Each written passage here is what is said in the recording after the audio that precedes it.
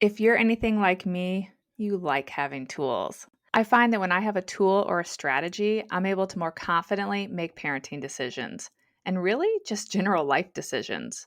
One of the best tools I've ever been given came from a marriage counselor my husband and I met with shortly after our first daughter was born. It was a tool that helped our marriage and helped us navigate managing our family's expectations around scheduling when we would visit them. More specifically, managing their expectations around our children's sleep. So today I invited Mike to join me as my very first guest on the podcast. If you sometimes struggle with managing family expectations, we hope that this episode will be helpful to you. And I do just want to make a note that we were sharing a microphone, so apologies that the sound is a bit uneven. Hi, I'm Allison Egidi, a pediatric sleep and wellness coach and a mom of two. I love to help parents find solutions. This is How Long Till Bedtime.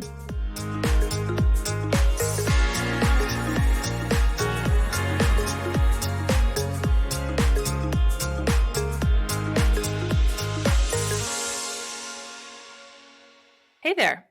Welcome to the podcast. Thank you, honey. I was very excited to get the invitation, and I'm honored to be your first guest. Though I may be a bit surprised that I'm your first guest, but let's do it. All right. Well, I decided to cover this topic because the holidays are approaching. And recently, as I've been wrapping up consultations with clients, they've been asking for advice around navigating the opinions of their family members and managing expectations because there's a lot of holiday travel coming up. And people are anxious when they suddenly have their child sleeping well. They're worried about what's going to happen when they travel, and they have to attend all of these planned events. So I decided to ask my husband, Mike, to join me to cover this very touchy topic because it's something that we have personally had to navigate, and we were given a tool that really helped us. All right, you ready? I am. Let's get into it. Okay, I'm going to start by rewinding back to when Addison was born. She's our oldest, and she's almost 9 now. And we had been married about 5.5 years and together for 7.5 years before we had kids. And I think it's fair to say that we struggled a bit adjusting to having a little person in our life. Fair? I think that's a true statement. I know it certainly put me out of my comfort zone.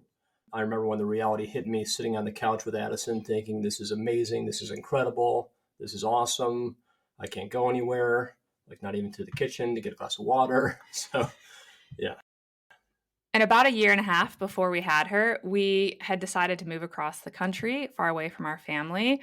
And that had been a bit of a sticking point in our relationship around how to fairly navigate spending time with both of our families. And there was a lot of moving pieces around all of that, which we don't need to go into here. But long story short, we saw a marriage counselor to help us navigate this new world of being a family of 3 and navigating all of the family expectations.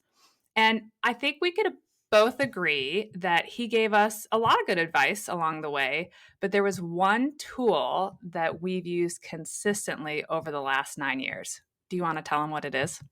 Sure. So he basically told us that now that we had a child, our family unit of 3 needed to be our number one priority above our individual family units.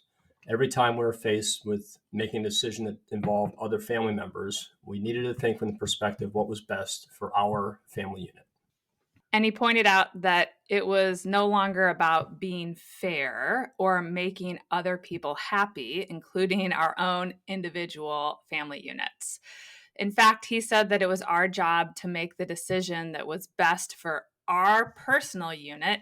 And then it was up to everyone else how they wanted to deal with our decision. But that really wasn't our problem.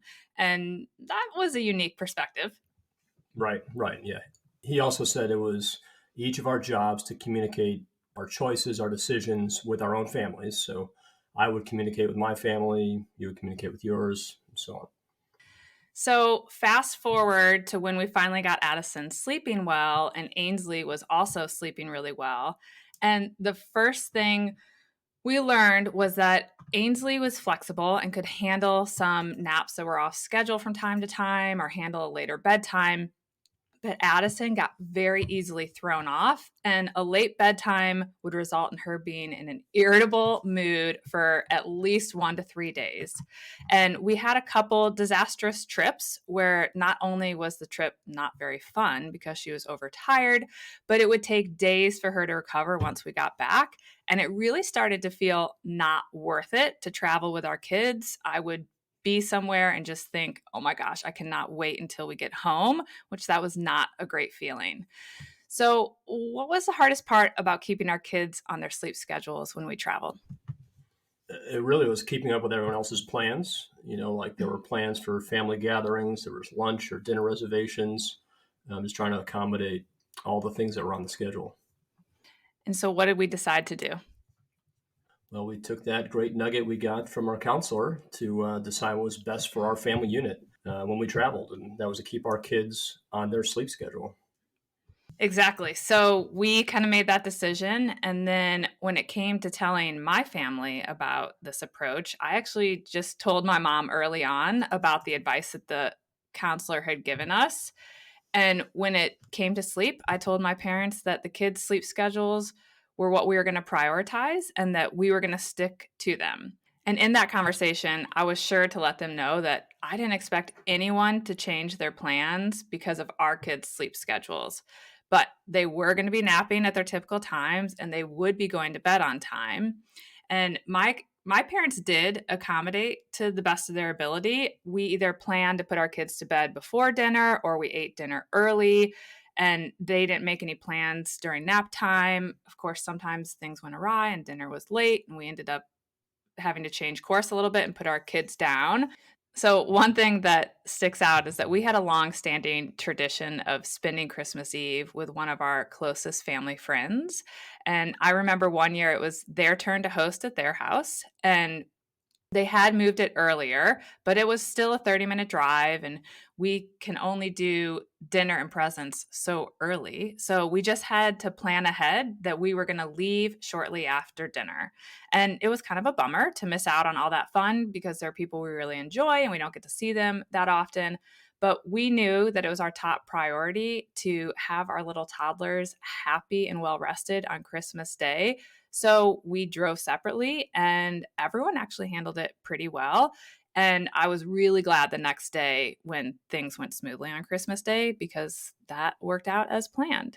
And how did you go about communicating with your family and how did they respond?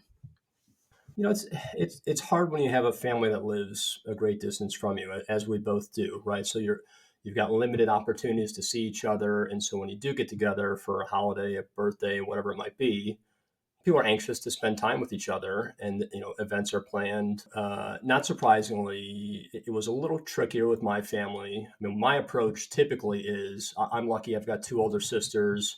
Any important messages I need to communicate, I go to them first, and then they can funnel things up to my parents.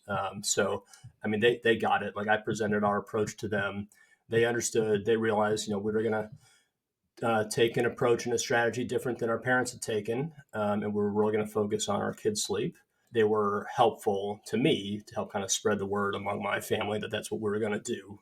Yeah, and ultimately, it worked out. So we missed things for sure, or we would balance who would go to what. But yeah, there were some tricky conversations, but ultimately, everything worked out well. Yeah, and I think people just ultimately adjusted after they got over the initial maybe being puzzled about how we wanted to do things differently.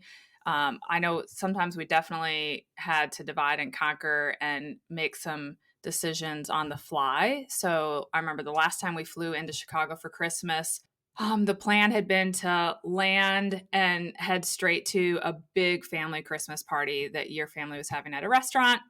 And then I was going to take the kids back to your dad's house early after they had had dinner. But our flight got super delayed and we ended up landing after bedtime. And I feel like I also remember it was maybe like negative 15 degrees, which was traumatizing in itself. But anyway, we ended up deciding that I was just going to drop you off at the Christmas party and I took the kids back to the house and put them to bed. So I feel like that's an example where it really was kind of a major bummer because we ended up missing seeing some of the people in your family that we don't see very often, or at least I miss seeing them and the kids miss seeing them. But I knew that we could not start our Christmas trip with the kids going to bed super late and just being a disaster for the rest of the trip. So over the years, do you think our family members have thought that we are nuts for being so hardcore about our kids' sleep? Yeah, I mean, I don't think they think we were nuts. And to be honest, now that our kids are 7 and 8 years old, they probably don't even remember that much back, 5, 6, 7 years ago, how things were handled. Were we at the event, or were we both at the event with the kids? They don't even remember. So not that big a deal. And to some extent, I think, we were pioneers a bit in helping pave the way for the next generation. I know I've got cousins now, and they very much take a similar approach that we have with, placing a priority on their kids' sleep schedules. And so now I think it's a bit more accepted now that people might miss certain events, or they might leave early because they got to prioritize their kids' sleep schedule. Ah, we were pioneers. I like it. So, do you think it's safe to say that it has made our holidays less stressful and much more enjoyable when we keep our kids well rested? No doubt, 100%. For me, whenever anyone along the way had started to lay on the pressure, or I started to feel the guilt around us prioritizing sleep and maybe not keeping up with everyone else's plans, I would always think of the Christmas of 2015 when I hit my absolute worst low. We were back in the Midwest and doing all the typical family stuff with both of our families, and Addison's sleep was a total disaster. And as we wrapped up our Christmas dinner, she woke back up, and I remember you were up trying to get her back to sleep. And I just wanted to cry because I was dreading the night ahead, and we'd already had an early morning, and I just knew that she was going to wake up crazy early the next day. And I have this very vivid memory of my dad telling me that they were really worried about me. And I remember realizing in that moment how worried I was about myself because I was beyond exhausted, and it was triggering all sorts of other issues for me. And that trip was a big turning point for us because it was once we got home that we got Addison sleeping well. And that's when we really never looked back, and we made that decision to prioritize sleep whenever we would travel. And so whenever I would feel pressure, which like you said, we're kind of beyond that at this point, and everyone kind of knows how we operate. But whenever I would feel any pressure, I would always think about that Christmas and remind myself it just wasn't worth it to change our plans. So, any final thoughts? Let's see. Final thoughts. I would say focus on the good during the holidays, right? I mean, focus on the time you are spending. Let's not stress about what you're not able to do, what you can't do, what you might miss. But just think about, the times that you are together and what you're doing, and the quality time that your children do get to spend with your other family members, and just focus on that and let everyone glow and appreciate that time. I like it. Quality over quantity. Well, I know that everyone's family dynamics are unique, and this won't be the answer for everyone. But as you think about managing family expectations when it comes to prioritizing your children's sleep, I hope that our story and these strategies might be helpful to some of you. Thanks for being a guest on my podcast. Thanks for having me. It was fun. Thank you for listening to How Long Till Bedtime. To learn how we can work together to improve your child's sleep, please visit sleepandwellnesscoach.com.